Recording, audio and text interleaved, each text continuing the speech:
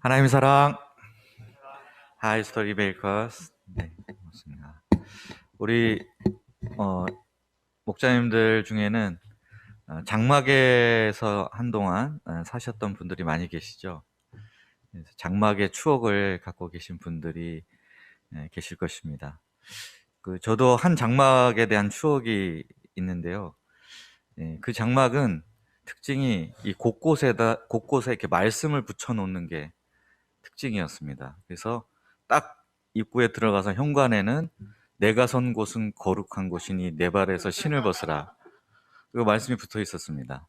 그리고 이렇게 싱크대 음식 조리하는 곳 옆에는 일하지 않는 자는 먹지도 마라. 이런 말씀도 붙어 있었고요. 그런데 제가 깜짝 놀란 것은 자려고 이렇게 딱 누웠더니 천장에도 말씀이 붙어 있었습니다. 그 천장에 붙어 있었던 말씀이 뭘까요? 깨어 있으라? 자야 되는데요. 깨어 있으면 어떡하죠? 누워서. 네, 좀 더 바로 자자. 위의 것을 찾으라 라는 말씀이 이렇게 천장에 붙어 있던 것이 기억이 납니다. 바로 오늘 말씀의 제목이 위의 것을 찾으라입니다. 요절은 골로새서 3장 1절 말씀입니다. 네, 함께 요절 말씀을 읽어보도록 하겠습니다. 네, 시작. 그러므로 너희가 그리스도와 함께 다시 살리심을 받았으면 위의 것을 찾으라. 거기는 그리스도께서 하나님 우편에 앉아 계시느니라. 기도하겠습니다. 살아계시고 거룩하신 하나님 아버지, 이 시간 골로새서 말씀의 실천편을 시작하고자 합니다.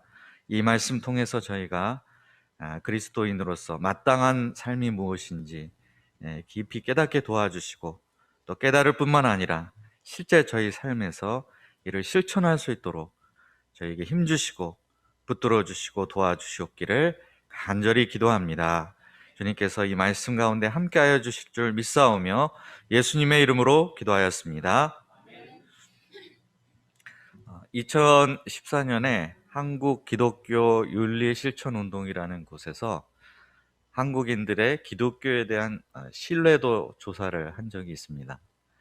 그때 우리나라 국민 중에서 한국 교회를 신뢰한다 라고 응답한 사람의 비율은 불과 19.4%에 불과했습니다. 그렇다면 한국 교회를 신뢰하지 않는 가장 큰 이유는 무엇이라고 꼽았을까요? 24.8%가 기독교인들의 말과 행동이 서로 다르다 하는 것을 꼽았습니다. 안타깝지만 우리들도 역시 우리들의 믿음과 삶의 불일치가 있다라는 사실을 어느 정도 인정하지 않을 수가 없습니다.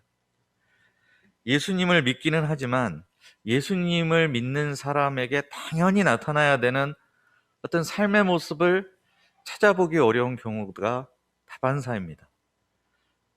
어떤 경우 보면 참 세상 사람들보다 더 욕심스럽고 욕심이 많고 더 거짓말을 잘하기도 하고 더 다른 사람을 이렇게 비난하는 그런 일에 앞장서기도 하는, 이런 우리가 보기에도 스스로 부끄럽고 볼썽사나운 모습을 수시로 발견할 때가 있습니다.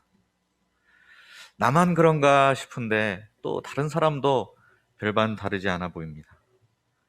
예수님 믿고 변한 것도 있는데 참 잘 변하지 않는 부분도 분명히 있습니다. 또 변한 것 같다가도 어느 순간 보면은 다시 옛날 모습으로 되돌아가 있는 것처럼 느껴질 때도 있습니다. 이런 모습들을 계속 보다 보면 우리는 이런 생각을 하게 되는 경우도 있는 것 같습니다. 아예 변화 자체에 대한 기대를 접어버리는 그런 경우도 생기게 됩니다.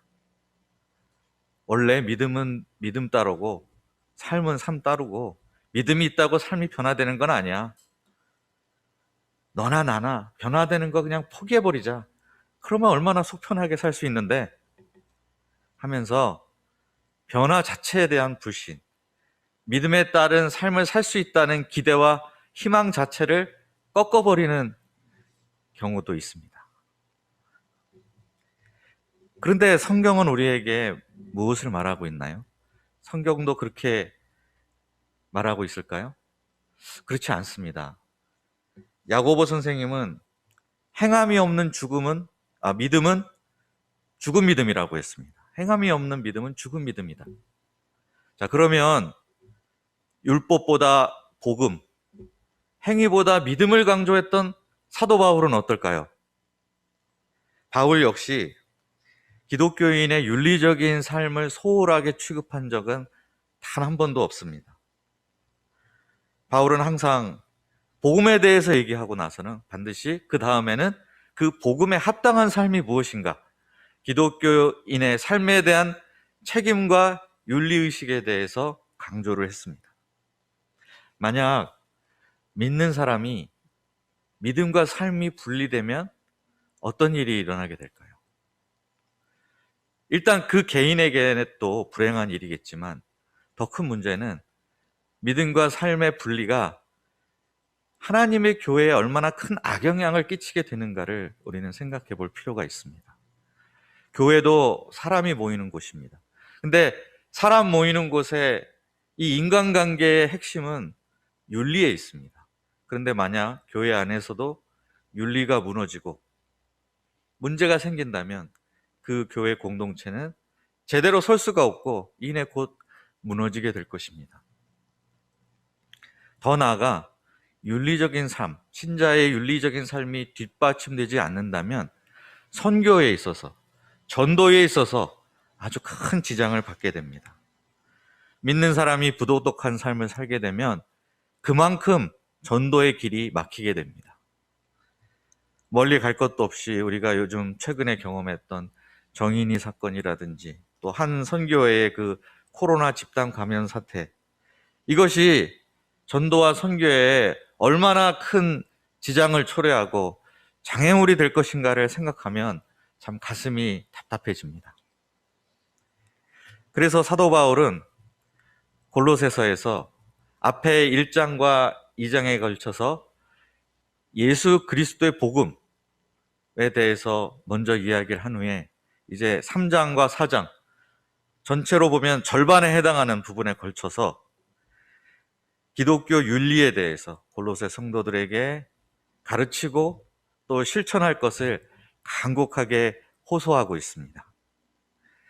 그 중에서 오늘 말씀은 기독교 윤리의 기본 원리가 무엇인가에 대해서 우리에게 말씀하고 있습니다. 첫째, 우리는 무엇을 추구해야 할까요? 1절부터 4절까지입니다. 우리는 그리스도인을 어떻게 정의할 수 있을까요? 여러 가지 다양한 정의가 가능할 것입니다. 매주 정기적으로 교회에 출석해서 예배를 드리는 사람이 그리스도인이다, 이렇게 생각할 수도 있습니다. 아니면 세례를 받았던 사람은 그리스도인이다. 또는 어떤 신앙 고백에 대해서 지적이나 의지적으로 동의를 표하는 사람은 다 그리스도인이라고 할 수 있다. 이런 정의들을 내릴 수 있습니다. 그런데 이와 같은 정의로는 외적인 것은 어느 정도 규정할 수 있지만 정말 그리스도인이 누구인가에 대한 핵심과 본질을 설명하기에는 좀 부족합니다. 그러면 사도 바울은 그리스도인을 골로새서에서 어떻게 일관되게 정의하고 있을까요? 오늘 말씀에 1절과 3절을 이렇게 조합을 해보면 그리스도인이 누구인가에 대한 정의를 발견할 수 있습니다. 바울은 이렇게 정의합니다. 그리스도인이란 그리스도와 함께 죽고 그리스도와 함께 다시 살리심을 받은 자입니다. 여기서 죽었다고 하는데 도대체 뭐가 죽었다는 것일까요? 여기서 죽은 것은 우리의 옛사람을 가리킵니다. 죄 가운데 태어나서 죄가 죄인지도 모르고 함부로 죄짓고 살면서 하나님을 거스르고 반역했던 우리의 옛사람, 우리의 본성적인 자, 이것이 그리스도 안에서 죽었습니다. 심판과 저주를 받아 영원한 형벌에 처할 수밖에 없었던 그 옛사람은 이미 죽었습니다. 그리고 그리스도와 함께 새 사람으로 거듭났습니다. 이제는 더 이상 그래서 심판과 저주 아래 있지 않습니다. 이제 우리 안에는 하나님께서 우리에게 선물로 주신 영원한 생명이 있습니다. 우리가 그리스도 안에 있는 영생을 소유했다는 사실을 믿으십니까?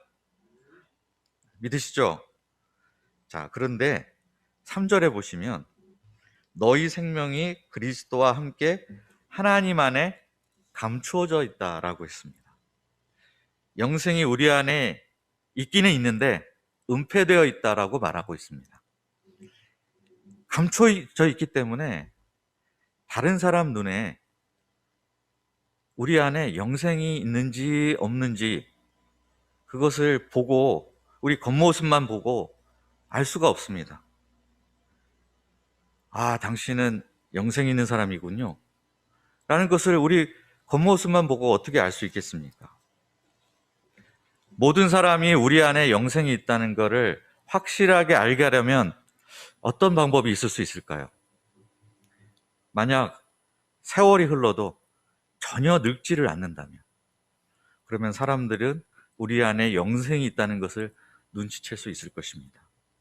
아니면 우리가 이상하게 다른 사람은 다 걸려도 예수님 믿는 사람만 질병에 걸리질 않는다.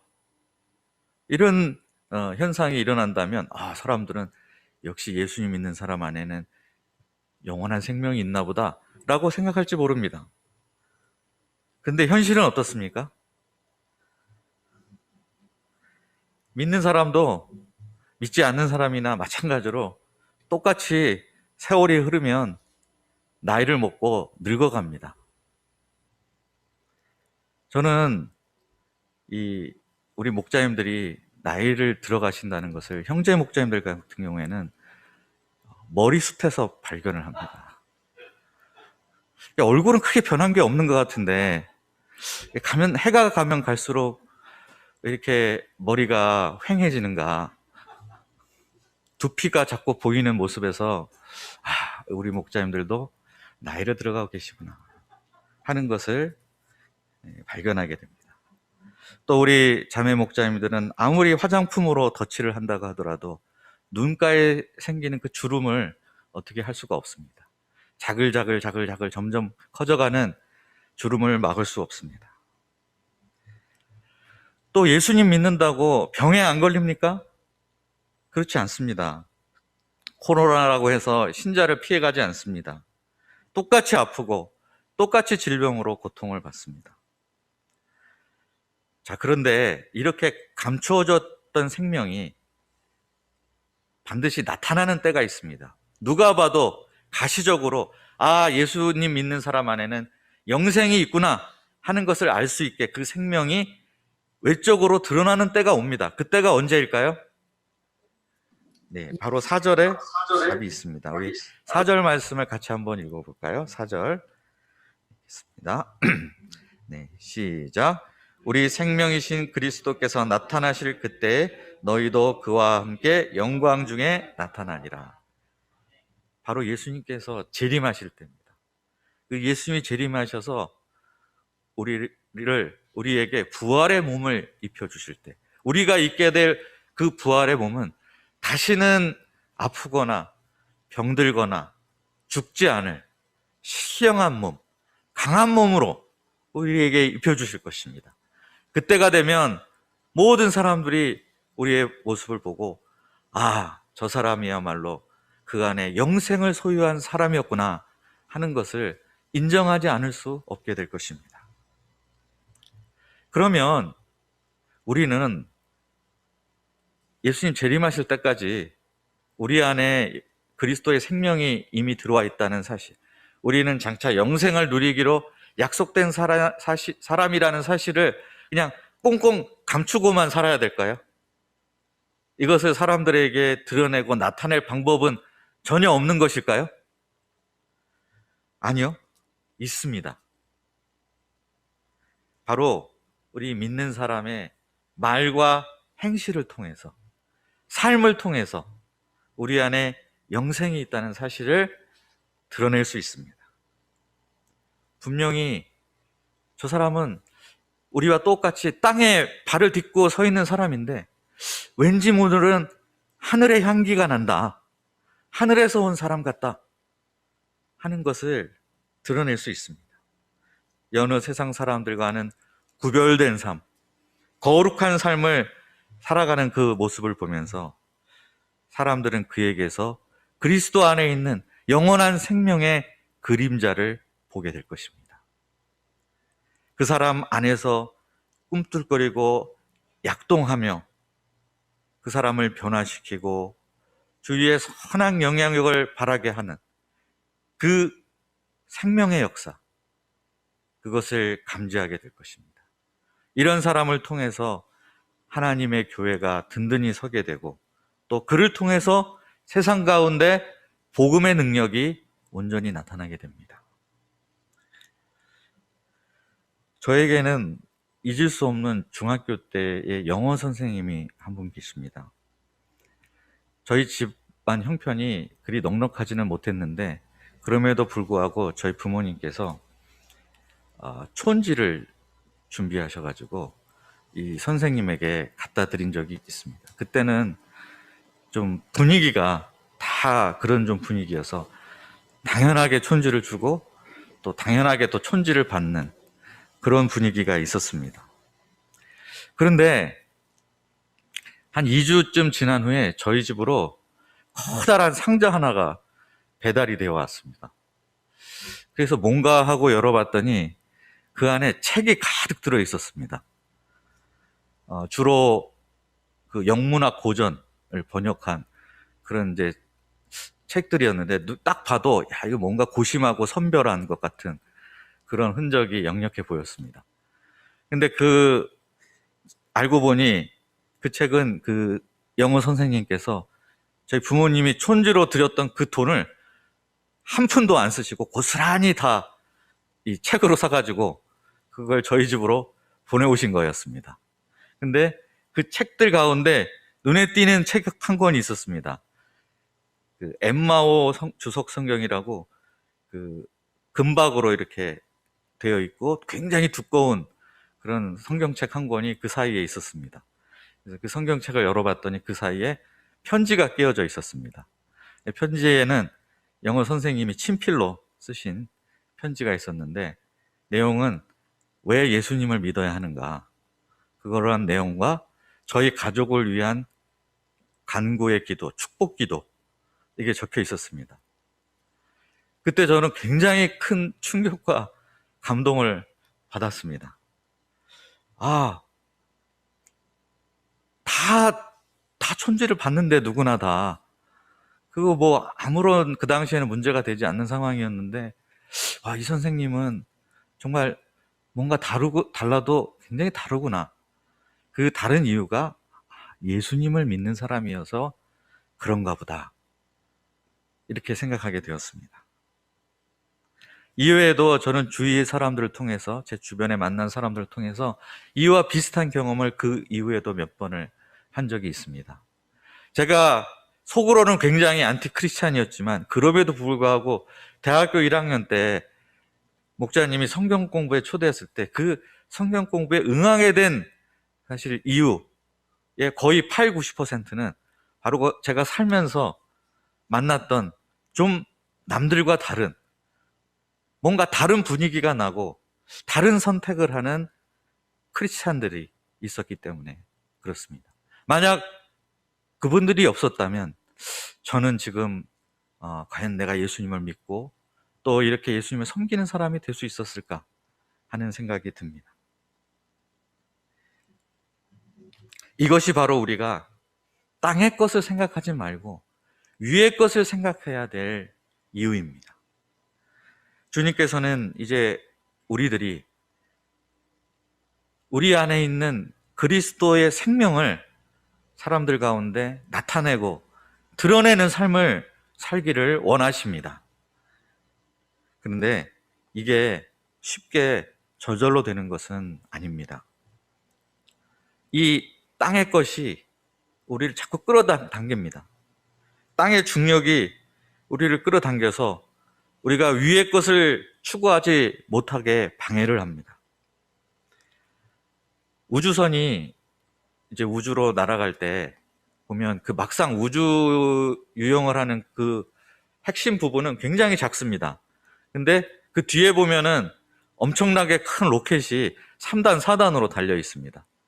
왜 이런 이 추진체가 필요한 것입니까? 그것은 지구의 중력권을 벗어나기 위해서는 그만큼 많은 힘이 필요하기 때문에 그렇습니다. 이처럼 우리가 위에 계신 그리스도에게 가까이 나아가기 위해서는 우리를 자꾸 끌어당기는 이 땅의 것을 그 힘을 능가할 그런 힘이 필요합니다. 더 큰 열정과 끈기를 가지고 힘써 위의 것을 추구해야 합니다. 참 이 일이 쉽지 않습니다. 그래서 너무 지쳐서 위의 것을 추구하다가 중간에 포기하고 그냥 땅에 붙어서 살자라고 생각하기 쉽습니다. 그러나 그렇다고 해서 또 우리가 마음이 편하진 않습니다. 왜냐하면 우리 안에 이미 그리스도의 생명이 들어와 있기 때문에 그렇습니다. 우리 안에 들어와 계신 그리스도의 생명이 본향, 원래 온 곳인 하늘을 향하도록 우리에게 끊임없이 일깨워주고 있기 때문에 그렇습니다. 우리는 그래서 계속해서 저 높은 곳을 향하여 위에 계신 그리스도를 향하여 나아가야 하겠습니다. 이 일을 결코 아무리 힘들다 하더라도 중간에 놓거나 포기하지 않을 수 있기를 기도합니다.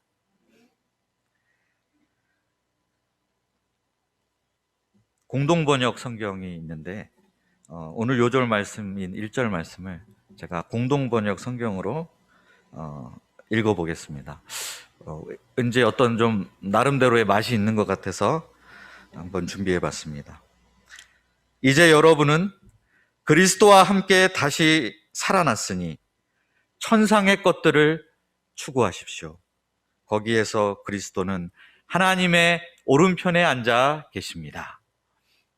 천상의 것들을 추구하십시오. 둘째, 우리가 벗어야 할 옷은 무엇일까요? 5절부터 12절입니다. 11절입니다. 바울은 그 다음으로 이제 우리가 벗어야 할 것, 땅의 것이 무엇인가? 그것에 대해서 언급하고 있습니다. 5절입니다. 우리 5절 말씀을 같이 한번 한 목소리로 읽어보도록 하겠습니다. 5절 시작. 그러므로 땅에 있는 지체를 죽이라. 곧 음란과 부정과 사욕과 악한 정욕과 탐심이니 탐심은 우상 숭배니라. 음란과 부정과 사욕과 악한 정욕과 탐심, 이것은 다 우리 마음 속에서 일어나는 것들입니다. 삶과 행동에서 문제가 일어났다 하는 것은 결국에는 그 마음이 먼저 문제라는 것을 말해주는 것입니다. 우리 마음 속에 가득한 욕망과 탐심이 문제입니다. 물론 욕망이나 욕구 그 자체가 죄는 아닙니다. 어떻게 우리가 살아가면서 욕망이나 욕구 없이 살 수가 있겠습니까? 이건 삶의 기본 조건이고 필요 조건입니다. 그런데 문제는 선을 넘은 무제한의 욕망 추구가 문제입니다.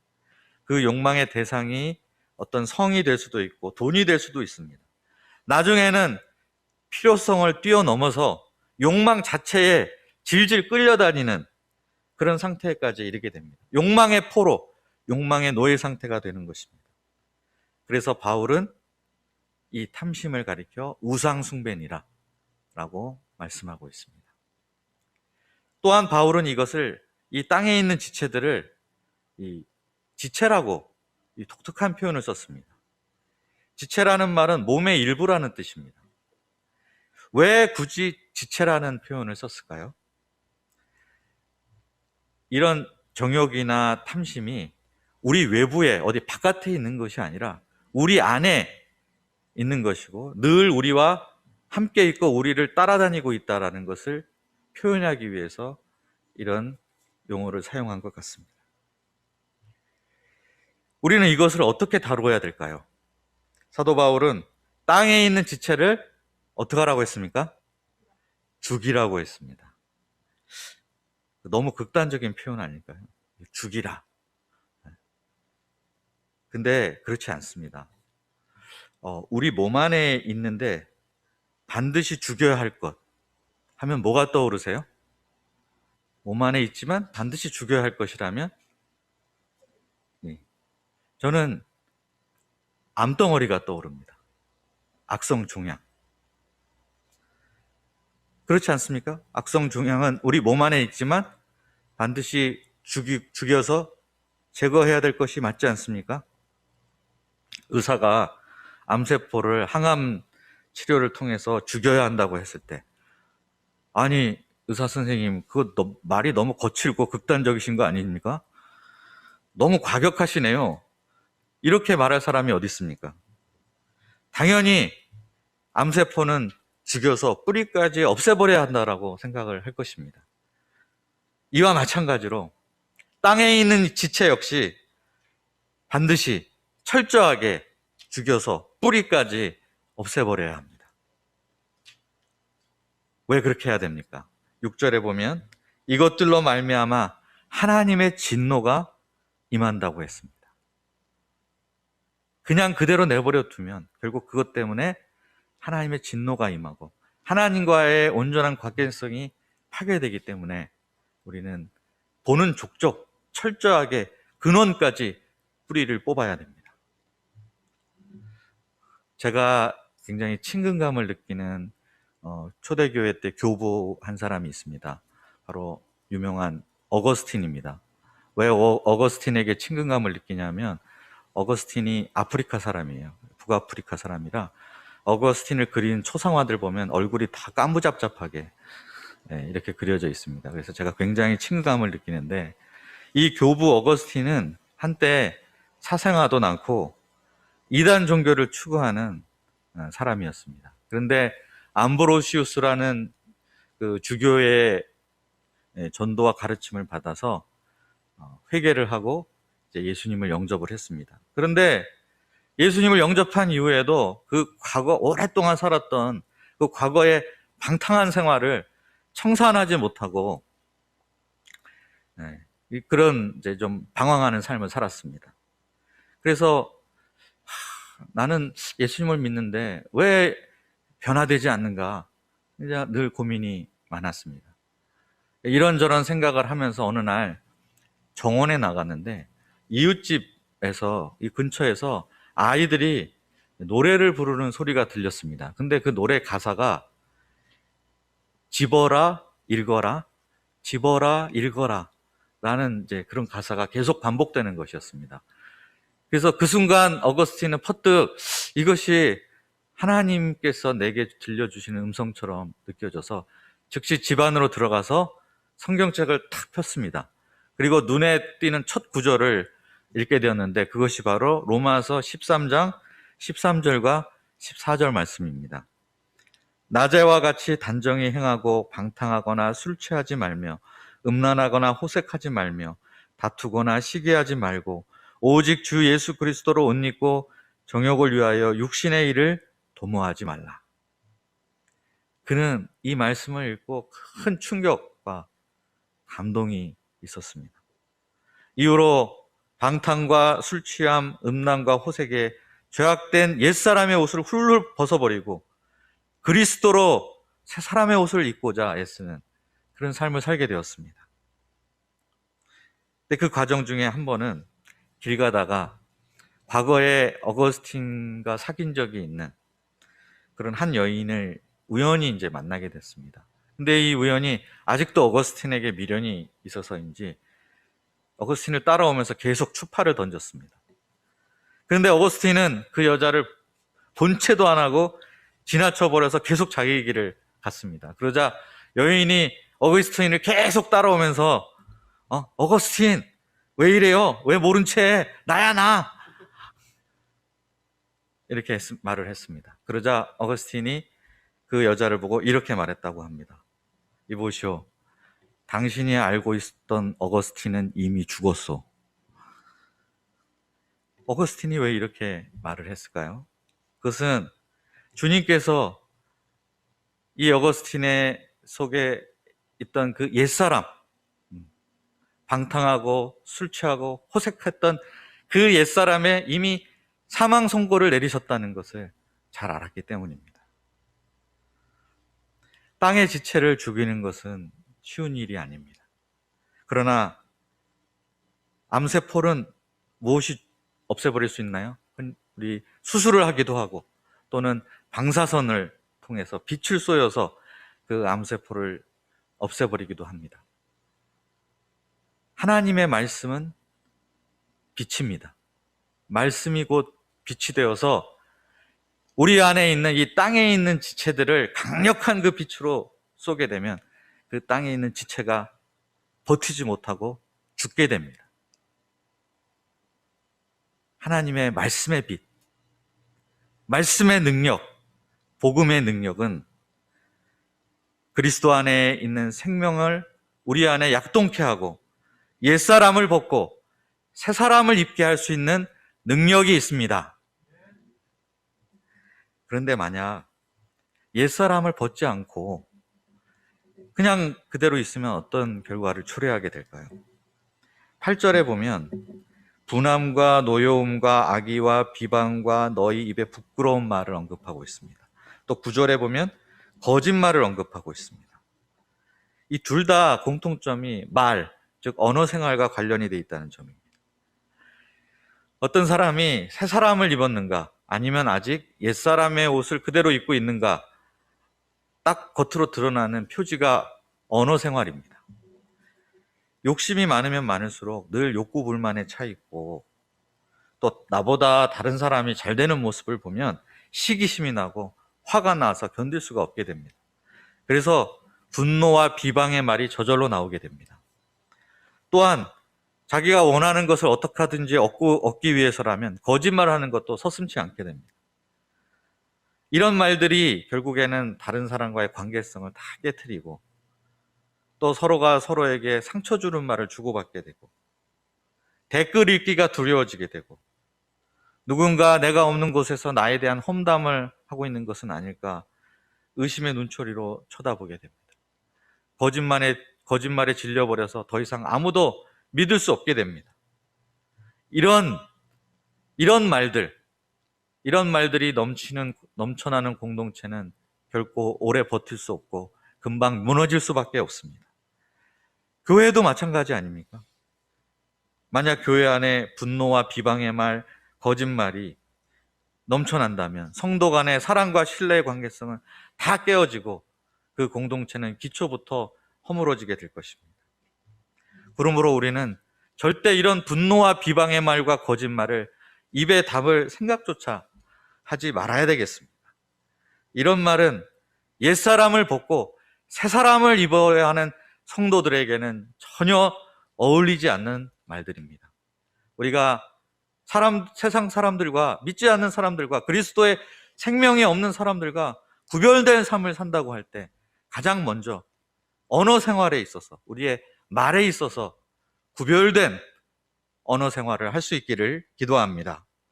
그래서 그리스도의 몸된 교회를 지키고 온전히 세워갈 수 있기를 기도합니다. 셋째로 우리가 입어야 할 옷은 무엇일까요? 12절부터 17절입니다. 자, 옛사람을 벗었습니다. 그럼 이제 다음엔 뭐 해야 될까요? 이제는 새사람을 입을 차례입니다. 그러면 우리가 입어야 할 새사람의 모습은 어떤 모습일까요? 12절을 보십시오. 12절 말씀도 같이 한번 읽어보겠습니다. 12절 시작. 그러므로 너희는 하나님이 택하사 거룩하고 사랑받는 자처럼 긍휼과 자비와 겸손과 온유와 오래 참음을 옷 입고 긍휼과 자비와 겸손과 온유와 오래 참음 이 5가지는 앞에 나온 음란과 부정과 사욕과 악한 정욕과 탐심 이 5가지와 대조를 이룹니다. 단순히 열거만 해도 참 이 5가지 긍휼, 자비, 겸손, 온유, 오래 참음은 향기가 나고 반짝반짝 빛을 내는 것 같은 그런 아름다운 마음입니다. 우리가 어떻게 이런 마음을 덧입을 수 있을까요? 이는 우리가 하나님이 택하시고 거룩하고 사랑받는 새 사람이 되었기 때문에 가능한 일입니다. 우리가 무슨 자격이 있어서가 아닙니다. 우리는 하나님으로부터 택함받을 자격도 없었고, 우리는 거룩하지도 않았고, 사랑받을 만한 구속도 없었습니다. 그런데 하나님께서는 다만 은혜로, 오직 은혜로 우리를 택하시고 의롭다 하시고 무조건적으로 사랑하여 주십니다. 이 한량없는 은혜로부터, 이 은혜를 깨닫고 체험하면 할수록 그 은혜로부터 긍휼, 자비, 겸손, 온유, 오래 참음과 같은 마음들이 흘러나오게 됩니다. 그러면 이런 마음이 있을 때 어떠한 삶을 살게 될까요? 13절과 14절을 보십시오. 13, 14절도 같이 한번 읽어보겠습니다. 시작. 누가 누구에게 불만이 있거든 서로 용납하여 피차 용서하되 주께서 너희를 용서하실 것 같이 너희도 그리하고 이 모든 것 위에 사랑을 더하라. 이는 온전하게 매는 띠니라. 한마디로 용서와 사랑을 실천하는 삶입니다. 분노와 비방의 말이 갈등과 분열을 일으킨다면 용서의 말은 불만을 잠재우고 화합과 일치를 이루게 합니다. 거짓말이 불신을 심고 서로가 서로에게 거리를 두게 만든다면 사랑의 말은 이질적인 사람들끼리도 하나로 묶는 띠와 같은 역할을 할 수 있습니다. 예수님께 죄사함의 은혜를 입은 사람들이 모여있는 교회야말로 이런 용서와 사랑이 풍성한 곳이 되어야 마땅하지 않겠습니까? 각 사람의 마음속으로 주님께로부터 받은 그 용서와 사랑이 흐르고 있기 때문에 그렇습니다. 우리 가운데 용서와 사랑이 흘러넘치는 그리스도의 공동체를 함께 이루어갈 수 있기를 기도합니다. 그러면 우리가 새 사람을 잇기 위해서 구체적으로 힘써야 될 게 무엇일까요? 첫째로 어디를 가나 그리스도의 평화, 그리스도의 평강이 임하게 하는 사람이 되어야 합니다. 15절을 보십시오. 15절을 제가 읽겠습니다. 그리스도의 평강이 너희 마음을 주장하게 하라. 너희는 평강을 위하여 한 몸으로 부르심을 받았나니 너희는 또한 감사하는 자가 되라. 우리는 평화를 위해서 부르심을 받았습니다. 갈등과 분열을 일으키는 사람으로 결코 부르심 받은 적이 없습니다.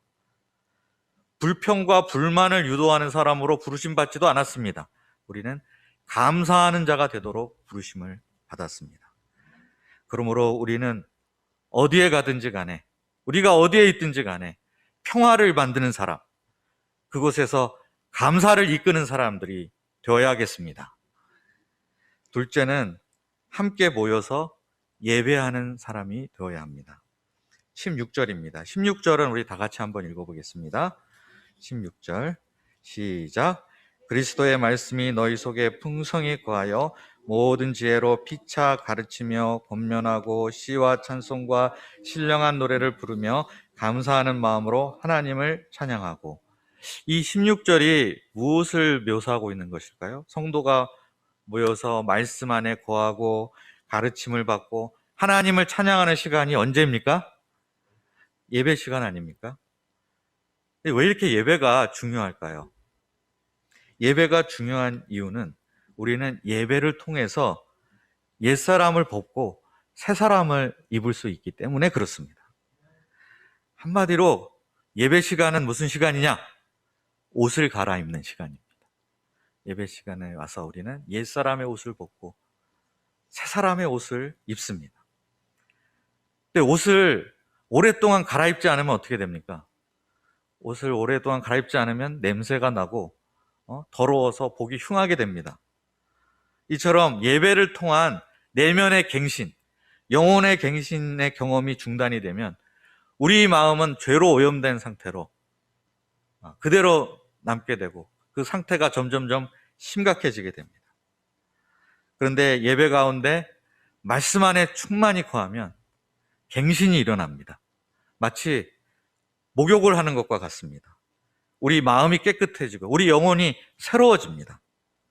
성도의 교제 가운데 새 힘을 얻고 기쁨과 감사로 하나님을 찬양할 때 우리 영혼은 비록 바른 이 땅을 딛고 있을지라도 저 높은 곳을 향해서, 저 하늘을 향해서 나아가게 됩니다. 그런 차원에서 지난주 주일 예배 영상 우리 유튜브에 달린 댓글 하나를 소개시켜 드리도록 하겠습니다. 여기에 이런 댓글이 달렸습니다. 안녕하세요. 주일 저녁 싱크대 안에 한가득 쌓인 그릇, 냄비들을 씻는 일이 전혀 힘들지 않는 시간이었습니다. 귀한 말씀도 감사하고 은혜로운 찬양도 감사하고 예배 후 목자님들 사이에 서바나바 목자님 섬김에 감사하는 대화를 듣는 것도 감사한 시간이었습니다. 껍데기가 아닌 알맹이만 오롯이 드러나는 주님의 사람들로 또 주님의 몸으로 안암골이 든든히 세워지는 한 해가 되기를 간절히 기도합니다. 목자님들 한 분 한 분을 인해 큰 은혜 입는 한나 블레싱 올림이라는 댓글이 달려 있었습니다. 우리 한나 블레싱 선교사님이 아마 이렇게 설거지를 하다가 저녁에 설거지 하면서 저희 예배 유튜브 영상을 이렇게 틀어놓고 설거지를 하셨던 것 같습니다. 근데 평소에는 아마 그 싱크대 안에 그냥 잔뜩 쌓여있는 그릇을 보면서 짜증난다, 이거 다 언제 하냐, 지겨워 죽겠네, 막 이렇게 하시다가 예배를 이렇게 온라인이지만 유튜브로 참여하시면서 시간 가는 줄을 모르셨다고 이렇게 고백을 하셨습니다. 바로 이것이 정말 예배의 놀라운 경험입니다. 우리가 새로워지는 시간, 우리의 예배, 지금 비록 이렇게 대면 예배를 못 드리고 온라인으로 비대면으로 드리고 있다 할지라도 이 예배를 통해서 우리의 내면이 새로워질 수 있기를 간절히 기도합니다. 셋째로, 흩어져서 예수님의 이름을 높이는 사람이 되어야 합니다. 17절을 보십시오. 또 무엇을 하든지 말에나 일에나 다 주 예수의 이름으로 하고 그를 힘입어 하나님 아버지께 감사하라. 예배를 드리면 우리는 그 다음 어떡하죠? 그 다음에는 가정이나 또 직장으로, 사회로 각각 다 흩어집니다. 근데 이때 우리는 흩어지긴 흩어지되 예수님의 이름을 목에 걸고 흩어지고 있다는 사실을 결코 잊지 말아야 되겠습니다. 사람들은 예수님을 보지 못합니다. 다만 예수님 믿는 사람의 삶의 모습, 그들의 말과 행실을 볼 뿐입니다. 그리고 그 사람을 통해서 예수님이 어떤 분인지를 판단합니다. 우리의 일거수일투족, 우리의 말 한마디, 행동거지 하나하나에 예수님의 명예가 걸려 있습니다. 한국 교회가 어디까지 추락하는가 했는데 정말 최근에는 상황이 아주 심각한 것 같습니다. 추락을 해서 땅에 부딪힌 지는 오래고 이제 지표면을 뚫고 멘틀까지 들어가려고 하는 것 같습니다. 이때 우리가 비난하고 누구 탓, 남 탓만 할 것이 아닙니다.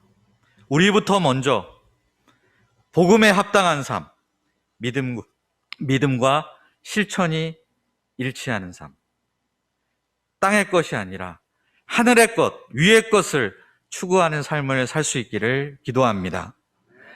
우리가 그래서 우리의 삶으로, 우리의 말과 행실로서 예수님의 이름을 존귀하게 하고 하나님께 영광 돌리는 삶을 살아갈 수 있기를 간절히 기도합니다. 기도하겠습니다.